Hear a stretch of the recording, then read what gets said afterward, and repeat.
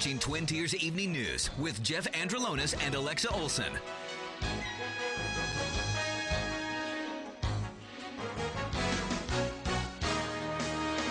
Now, from the Twin Tiers' biggest broadcast news operation, WVTT proudly presents Twin Tiers Evening News.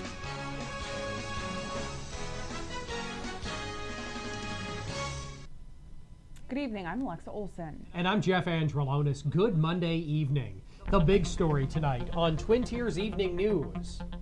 Winter storm warnings up across the Twin Tiers. Take a look at that snow.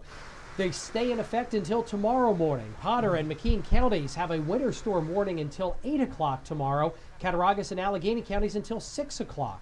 The southern tier is forecasted to receive nearly 3 inches of snow. Also, warnings of potential icing during the overnight hours of up to a quarter inch. In Potter County, school officials took the warnings seriously. The Northern Potter School District let out early today before 1 o'clock, and all after-school events were canceled as well. The Coudersport School District also dismissed early. They let out 2 hours early today. Quite a few school districts canceling after-school activities tonight. Alexa?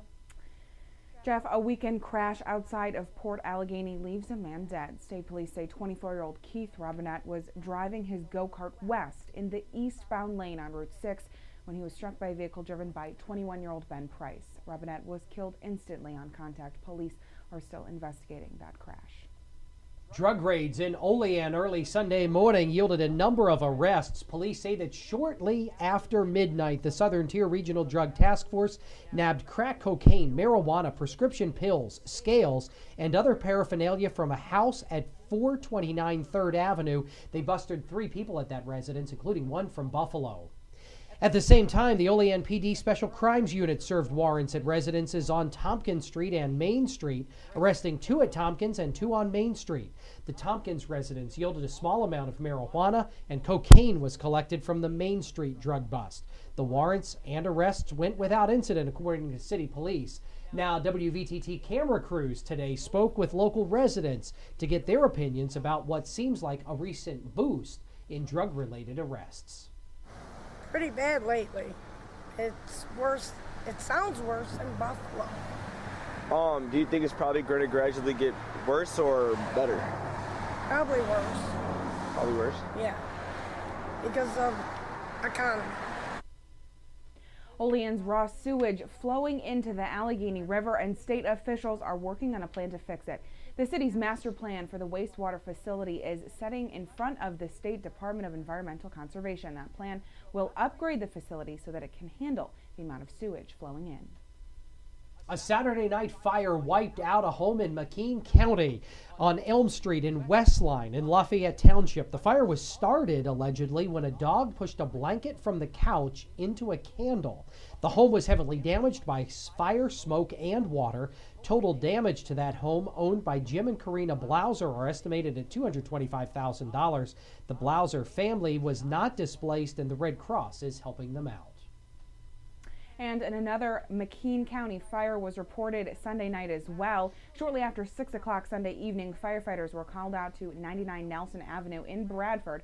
That's a 6-apartment rental unit owned by Tony Leonzi of Bradford.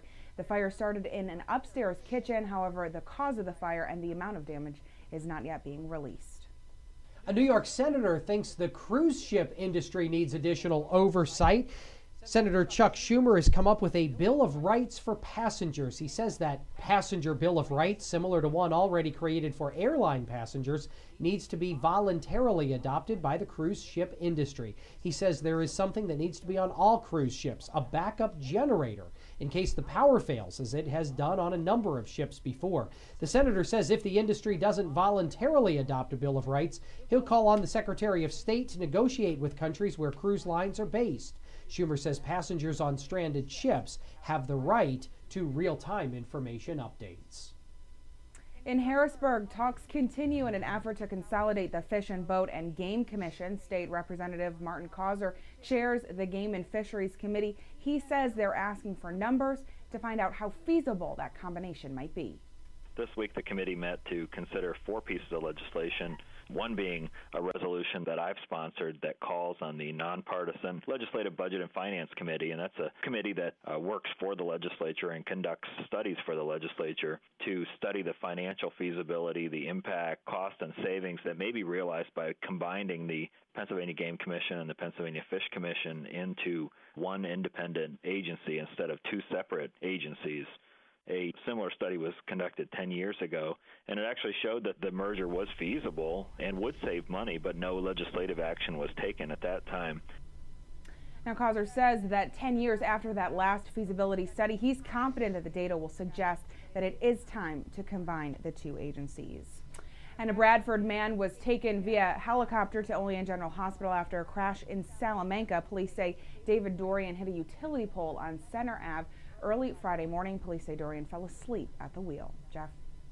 Alexa, it may seem a bit optimistic to talk about bipartisanship in the current political climate in the nation's capital, but Congressman Tom Reed, who represents the southern tier of New York in Congress, says he's hoping for a world with no labels, and that's what they're calling a group that's forming in the House right now. Reed tells WVTT he's confident that despite differences, the new bipartisan push can focus on some common ground to get things done. A Baptist pastor and his wife from Mount Jewett are in jail tonight on charges of endangering the welfare of a child. Now, according to police reports, Pastor Mark Hooper and his wife Susan allegedly starved one of their adopted children. Now, officials say the 9-year-old girl ran away to a neighbor's house. Children and the Youth Services reported that the girl weighed 31 pounds. After interviewing the girl, they allege that the Hoopers would withhold dinner and breakfast from the girl if she didn't perform well on her math work. Now, the Hoopers are in McKean County Jail on $25,000 bail each. 2 older children have been removed from their home as well. Jeff? Alexa, coming up on Twin Tiers Evening News, our first look at weather as winter weather watches and warnings are up in both the southern tier and northern tier. Complete details on that straight ahead. Also coming up, WVTT's information overload and a look at the final numbers from Wall Street. Stay tuned. Lots more news straight ahead here on News Channel 25 WVTT. Depend on it.